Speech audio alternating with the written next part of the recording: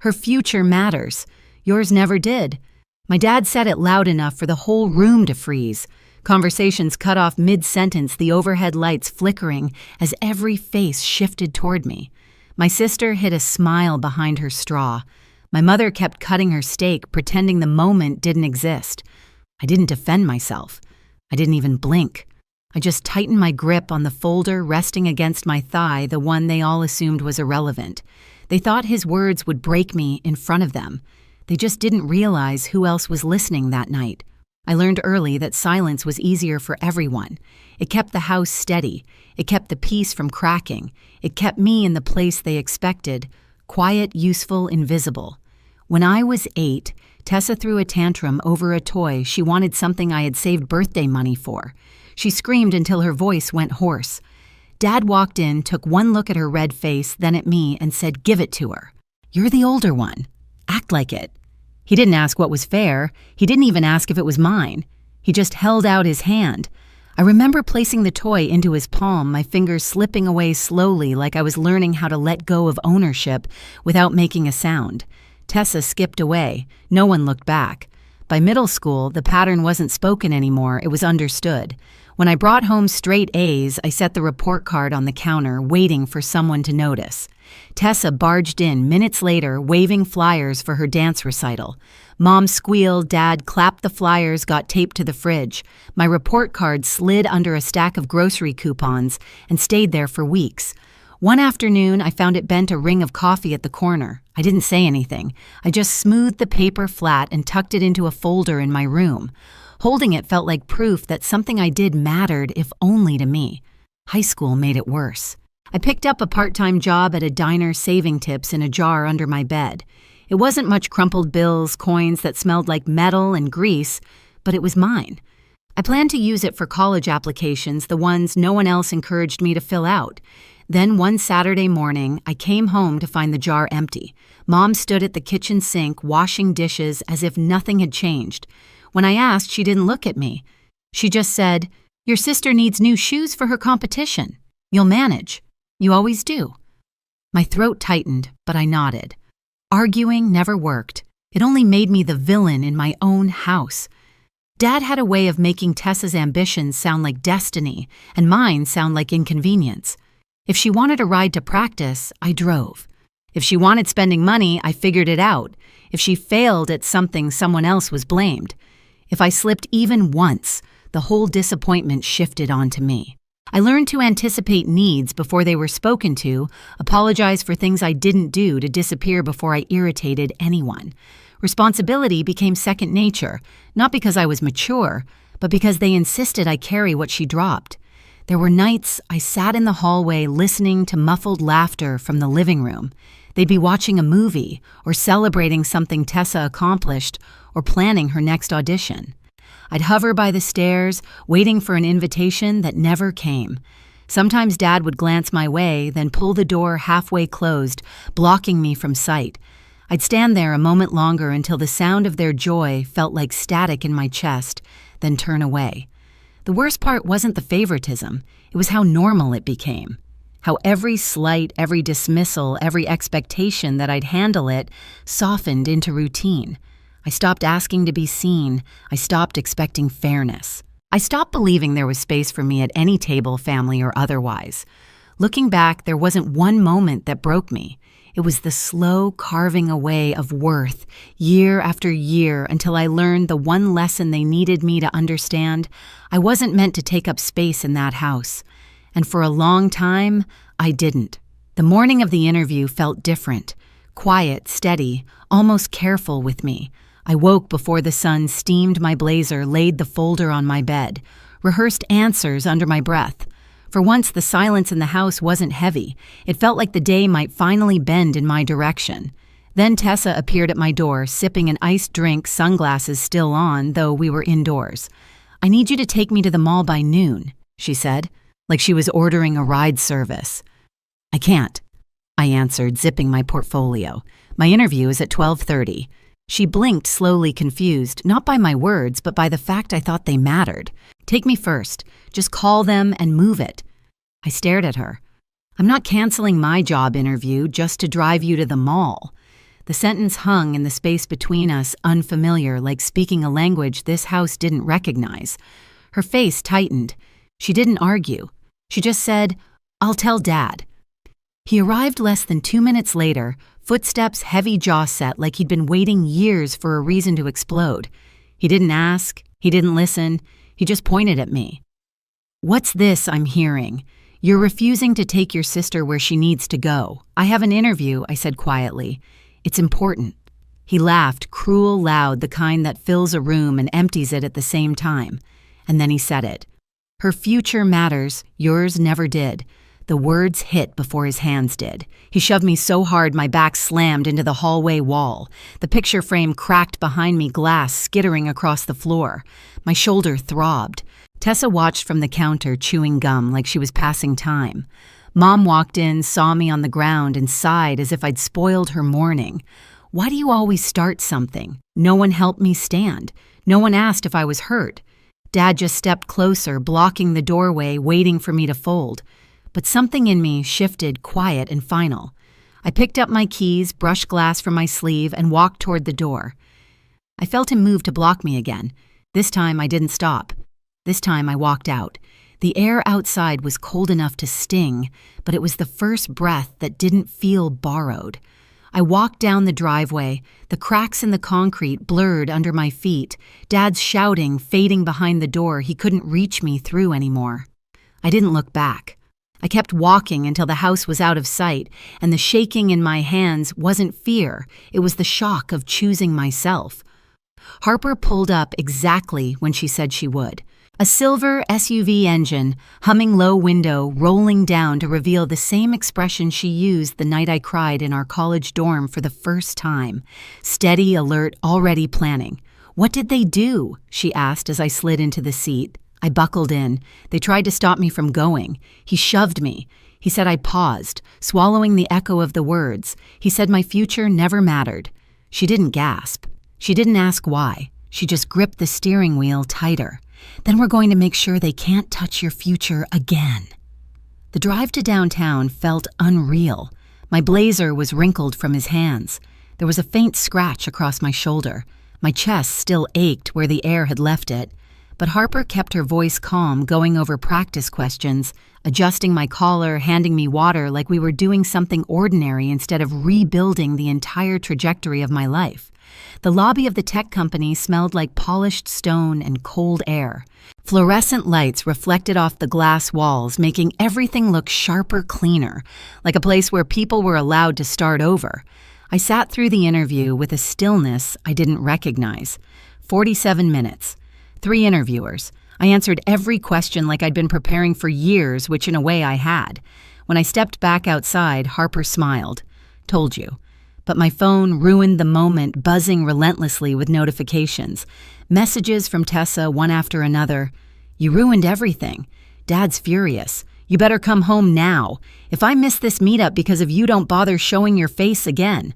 Hope that stupid interview spits you out." I typed one line back, "I'm not coming home."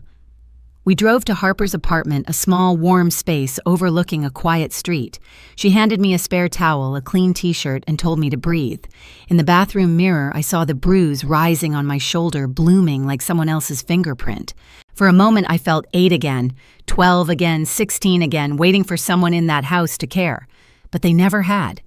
And this time, I wasn't waiting. Later that night, Harper entered the living room with her laptop open, face pale, not frightened but furious. "You need to see this," she said. She turned the screen toward me. An internal HR chat, a forwarded recruiter memo, a voicemail transcription. It took me a second to understand it was about me. Then the words snapped into place. Her father called, reported her as unstable, said she attacked him, warned us she's dangerous to hire. My ribs went numb. Dad hadn't just tried to control me. He tried to erase me before I even got a chance to begin. "He called them again tonight," Harper said quietly. Left another voicemail. They forwarded it because he referenced his job title and the board he sits on. That's a policy violation. Several, actually.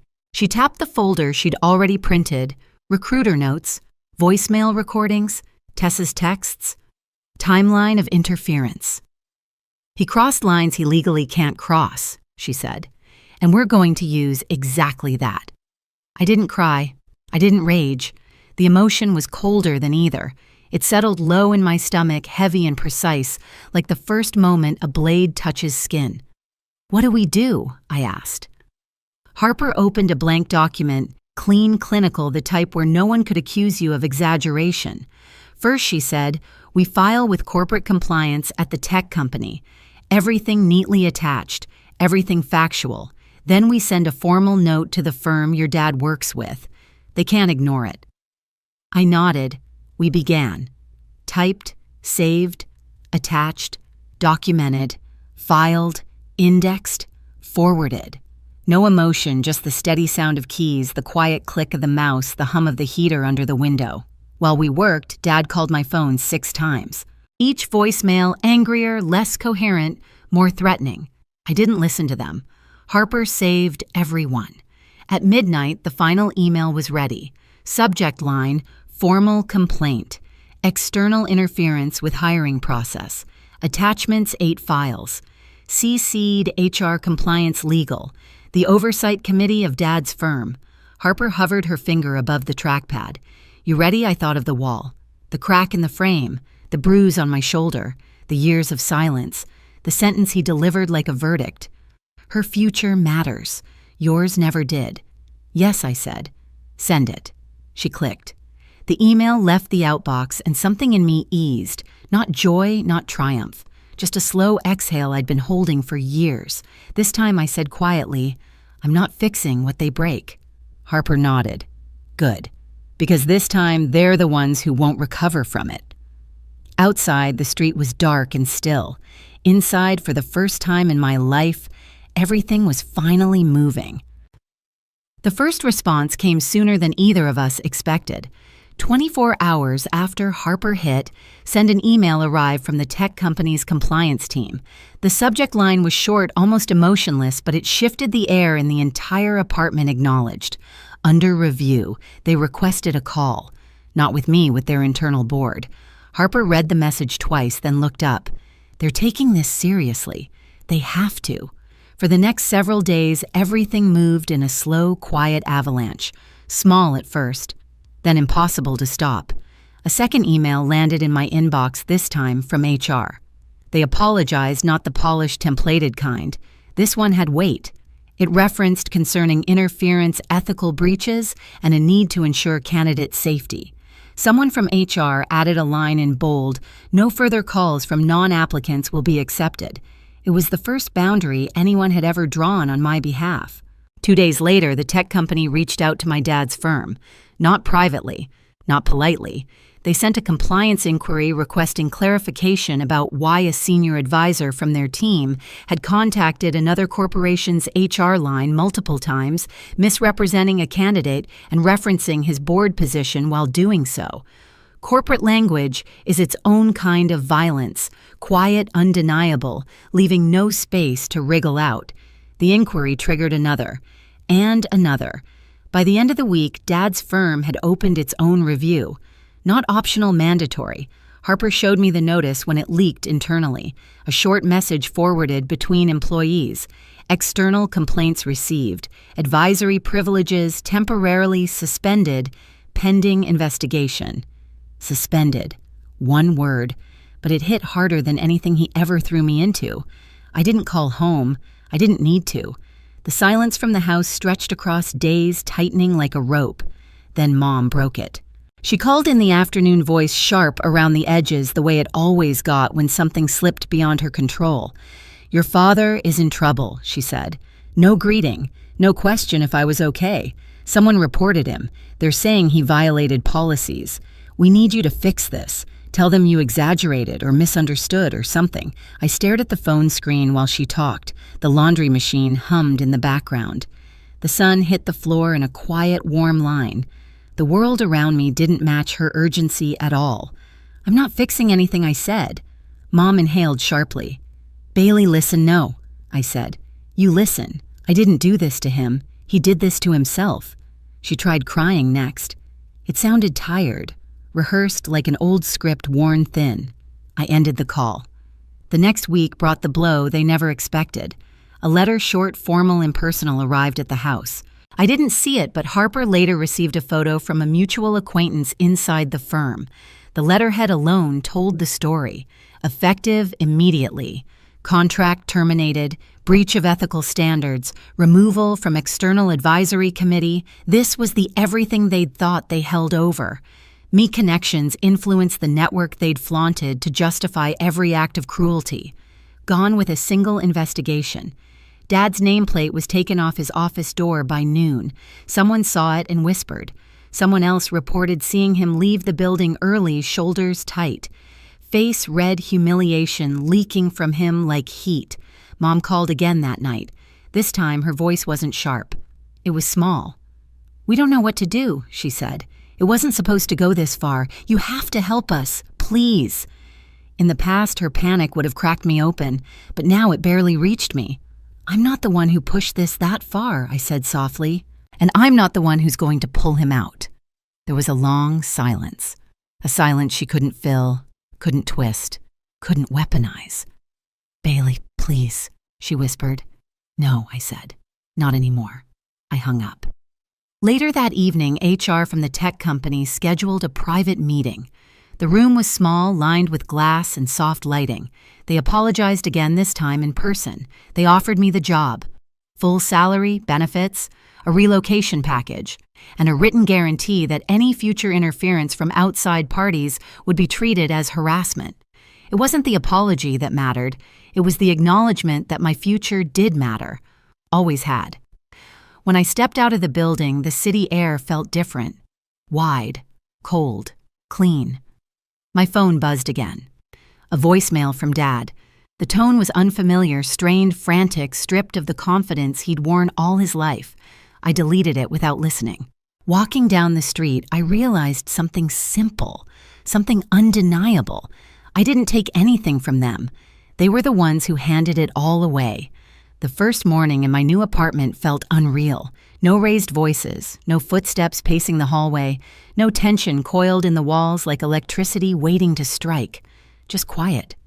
Light came in through the thin curtains, soft pale, nothing like the harsh bulbs at home. I stood barefoot on the cool floor, holding a mug Harper had lent me. The steam rose in slow spirals, the air settling around me with a softness I didn't recognize.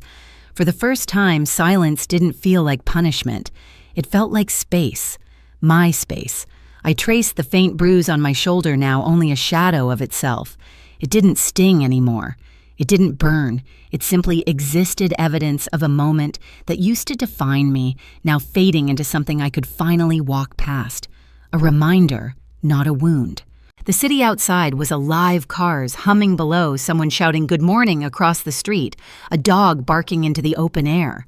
None of it had anything to do with me, and that was the comfort.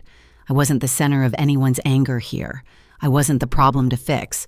I wasn't the scapegoat or the forgotten one. I was just a person starting over. I opened my laptop to an inbox filled with onboarding documents, schedules for training, welcome messages from people who didn't know me beyond what I had earned. They didn't know my family. They didn't know the walls I'd been thrown into or the years I'd spent invisible. They only knew the work I'd done, the interview I'd passed, the skills I carried. It was strange seeing a future built on my merits alone. Stranger still, realizing how heavy the past had been only once I stepped out from under it. My phone buzzed once on the counter. A text from Mom. "We need to talk." Then another, "Please." I let the screen dim on its own. I didn't owe them an answer. Silence was no longer submission. Now it was a boundary. I took another sip of coffee, watching the morning light brighten the small room. The city felt wide open in a way I'd never known, like every street, every sound, every breath belonged to a life that finally had room for me. For the first time, I wasn't waiting for the next storm. I wasn't preparing for impact. I wasn't bracing myself. I was free. Walking away was the only thing I ever took from them. Every consequence that followed was one they created themselves. Freedom didn't come from winning. It came from refusing to stay where I was never meant to grow. Some doors don't close behind you. They disappear the moment you stop knocking. If this story stayed with you, join our channel for more cold, silent, and cathartic family dramas. Tell us where you're watching from and share the moment you first chose yourself. Your story might be the next one we bring to life.